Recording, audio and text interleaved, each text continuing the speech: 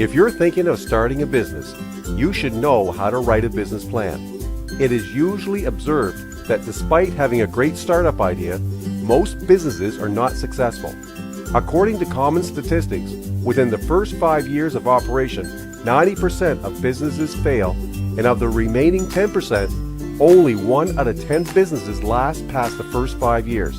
So what makes some businesses fail while others prosper? There may be several reasons, including but not limited to poor customer service, poor logistics and cost management, and inadequate product. But the major reason is the lack of a business plan. Business plans help define goals and achieve them. If you take out time to set concrete but achievable goals and chart a plan to success, it can help you realize your dream and make your business flourish. I have compiled an all-inclusive list of areas that need to be considered while writing a business plan. These will help you in defining your goals and the path your business needs to take to achieve them.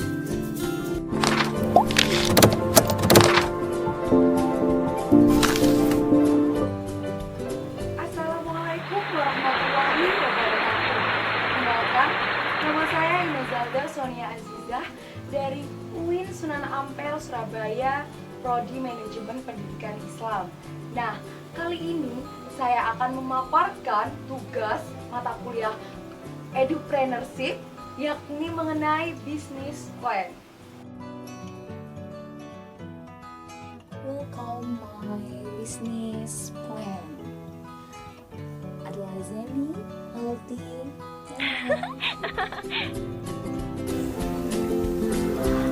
Pasti kita sebagai mahasiswa, cewek maupun cowok, pasti merasa gelisah, galau, bunda dan merana.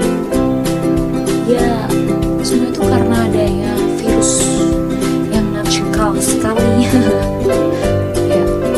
Daripada sedih di rumah karena adanya COVID-19, lebih baik membuka usaha. Dengan di rumah bisa mendapatkan penghasilan.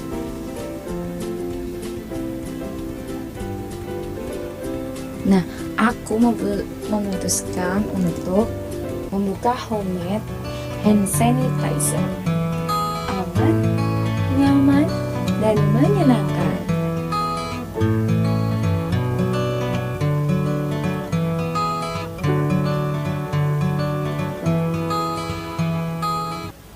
Pastinya ada alasan tertentu dong aku buka homemade ini. Nah, saat ini Indonesia diserang oleh wabah COVID-19 yang sangat membahayakan bagi semua kalangan, mulai dari usia dini hingga usia lanjut. Bahkan, khususnya di Provinsi Jawa Timur ini telah menjadi sorotan karena banyak yang terindikasi orang dalam pengawasan atau ODP. Bahkan juga orang yang meninggal juga sudah banyak. Sangat memprihatinkan sekali. Nah, wilayah Jawa Timur ini juga melakukan lockdown, di mana banyak pegawai dan pelajar diliburkan. Hal ini membuat banyak orang tidak dapat menghasilkan penghasilan yang seperti biasanya. Maka dari itu, dengan membuka homemade, produk yang sedang dibutuhkan saat ini, merupakan peluang yang sangat-sangat baik atau sangat dahsyat bagi semua warga. Nah, produk itu adalah hand sanitizer yang merupakan salah satu produk yang sedang dibutuhkan saat ini. Khususnya adanya wabah COVID-19. Nah, hand sanitizer ini juga dapat menjadi pelindung tubuh dari virus dan bakteri. Hand sanitizer juga sangat berbagai macam. Namun sekarang banyak orang yang menyalahgunakan bahan-bahan yang tidak dapat ditanggungjawabkan. Mereka menggunakan bahan yang tidak aman sehingga dapat membahayakan untuk pengguna hand sanitizer tersebut. Maka dari itu, saya memutuskan untuk membuat produk hand sanitizer yang aman, nyaman, dan menyenangkan.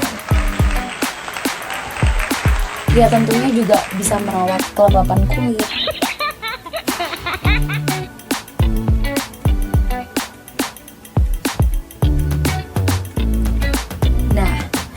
Perkenalkan, nama saya Inezalda Sonia Aziza. Saya lahir di Sidoarjo 9 Mei 2000. Nama saya di Jalan KH Hashim nomor 25 Sulangan Panji dan status saya sebagai mahasiswa.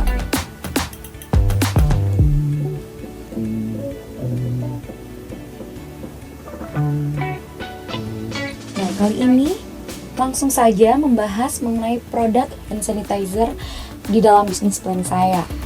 Jadi saya memutuskan untuk membuka store, untuk membuka homemade di rumah dengan membuat hand sanitizer. Nah, nama ownernya atau pengusahanya punya saya sendiri, Inezalda. Nama usahanya adalah Zeni Healthy Life. Jenis usahanya produk kesehatan hand sanitizer gel. Nah, deskripsi produk hand sanitizer milik saya. Produk yang saya jual yakni hand sanitizer. Manfaat produknya yang pertama, menghindari dari bakteri dan virus. Yang kedua, mematikan bakteri dan virus. Yang ketiga, menghaluskan kulit. Yang keempat, mencerahkan kulit. Dan ada bahan baku yang digunakan yakni alkohol, antiseptik, aloe vera, dan baby oil. Keunikan dan keunggulan dari produk saya yakni mudah dibawa kemana-mana, jadi tuh enak gitu dibawa kemana-mana. Kemudian packagingnya juga mungil dan safety, tidak bocor. Produk unik dan menarik,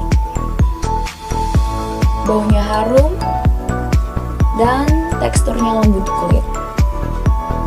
Nah, ini dia contoh dari produk hand sanitizer adalah Zeni Healthy.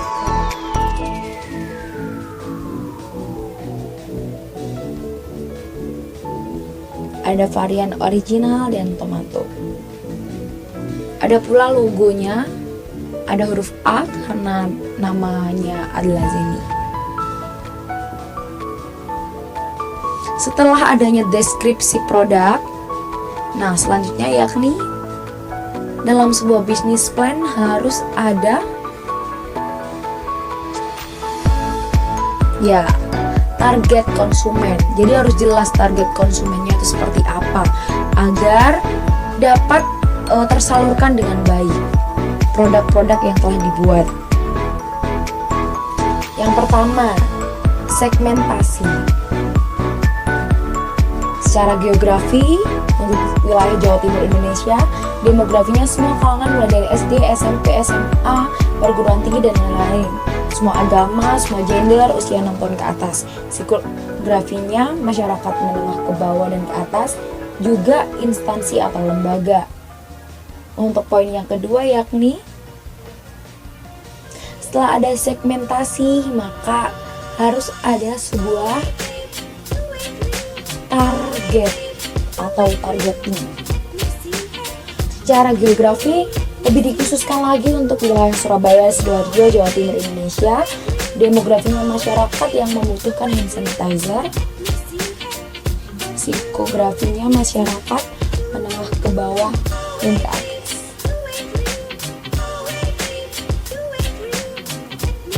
Setelah ada segmentasi, targeting, kemudian ada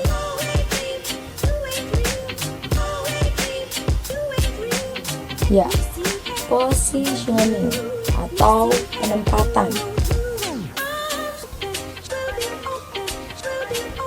Jadi mengenai penempatan, saya di sosial media ada WA, Instagram, dan YouTube. Selain itu saya juga buka di rumah. Langsung saja bisa ke rumah kalau misalnya mau order di Jalan KH Hashim nomor 25 RT 9 RW 2 Sulangan Panji Sidoarjo. Dan slogan dari bisnis plan ini, hidup sehat dengan hand sanitizer, adalah Zeni Healthy Life, aman, halal, dan menyenangkan.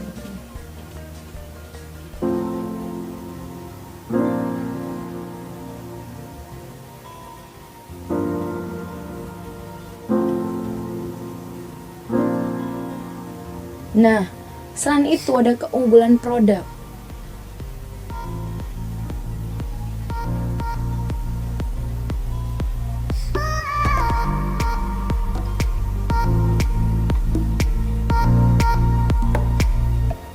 Yang pertama yakni mudah dibawa kemana-mana, packaging yang unik mungil, bahannya aman dan harganya terjangkau, mengandung aloe vera, mengandung baby oil, baunya harum, teksturnya lembut, dapat merawat kulit, mencerahkan kulit dan melembabkan kulit. Sangat-sangat aman untuk kulit semua kalangan. Dan selanjutnya mengenai marketing mix. Marketing mix dulu ada 4P dan sekarang dikembangkan menjadi 7P. P pertama yakni produk. Packaging produk ini mudah dibawa kemana-mana. Selain itu juga safety, unik, nyaman. P yang kedua yakni price atau harga. Harga dapat dibeli mulai dari masyarakat menengah ke bawah hingga masyarakat menengah ke atas. Cukup dengan Rp30.000. Place atau tempat mudah ditemukan di sosial media dan rumah owner. Promotion, promosi ke berbagai masyarakat dari rumah ke rumah. Kemudian di jalanan ada Gojek, juga akan ditawarkan ke berbagai instansi dan lembaga, juga sosmed tentunya. Kemudian mengenai proses dilakukan dengan berhati-hati dan higienis tentunya. Pengiriman melalui JNE Express atau COD juga bisa. Nah, itu juga sangat diperhatikan kebersihannya. People atau orang. Dalam marketing mix ini, owner yakni seorang mahasiswa yang memiliki komunikasi baik sehingga dapat membuat pelanggan itu merasa nyaman. Dan yang terakhir ini physical evidence atau bukti fisik. Bukti fisik ini sangat penting karena bukti fisik produk tidak diragukan lagi. Menarik, unik, nyaman dibawa kemana-mana.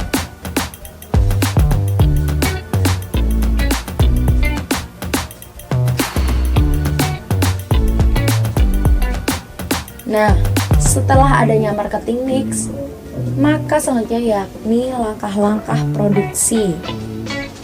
Langkah-langkah produksi dibagi menjadi 2. Langkah yang pertama, siapkan alat dan bahan. Yang kedua, bersihkan tangan dan tempat untuk produksi dengan menggunakan antiseptik. Yang ketiga, gunakan plastik tangan sebelum mencampurkan bahan. Yang keempat, campurkan bahan seluruhnya. Dan yang kelima, mix secara merata hingga seluruh bahan tercampur dan tekstur produk hingga mengental.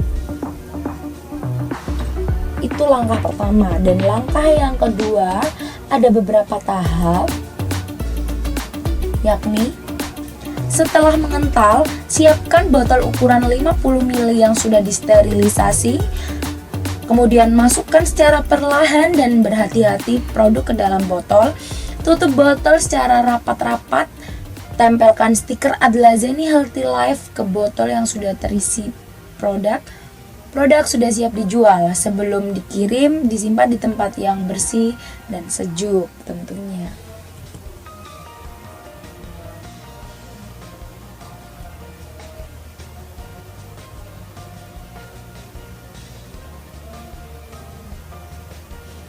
Selanjutnya yakni setelah ada langkah-langkah ada perencanaan anggaran. Ini sangat-sangat penting dalam sebuah bisnis plan. Perencanaan anggaran yang pertama yakni mengenai biaya marketing. Biaya marketing ada 3 komponen. Yang pertama ada cetak stiker sebanyak 30 stiker.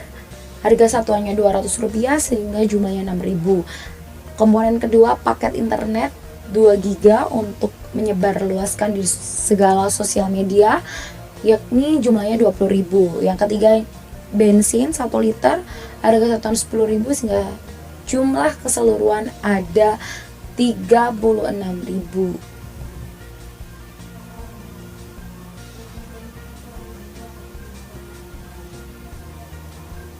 Setelah ada biaya marketing, selanjutnya yakni ada biaya alat.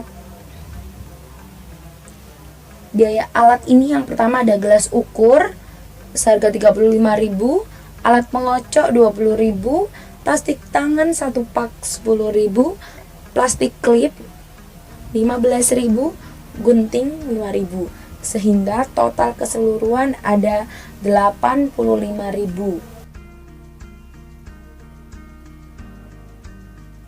Setelah ada biaya alat, selanjutnya yakni ada biaya produksi. Biaya produksi dibagi menjadi 3.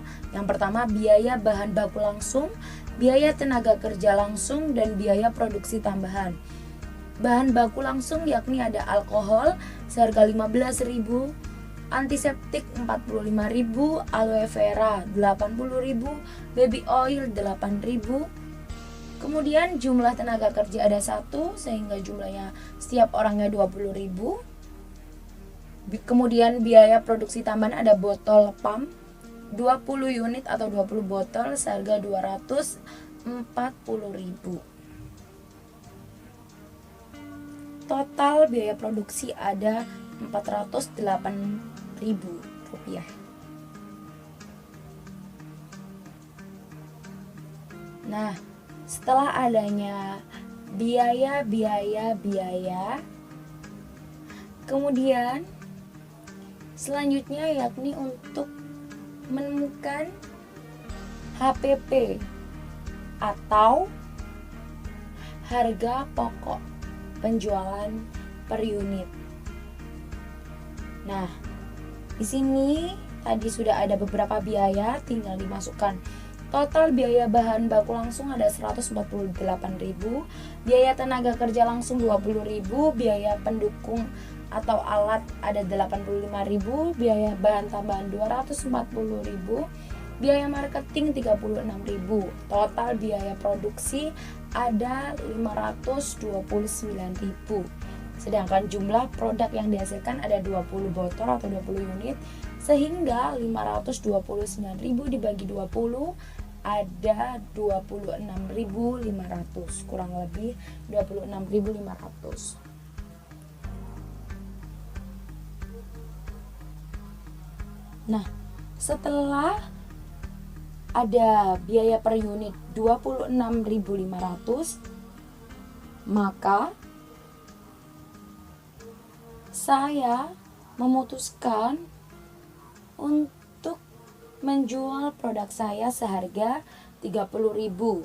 Jadi keuntungan kotor ada 30.000 dikurangi 26.500 sehingga ada 3.500.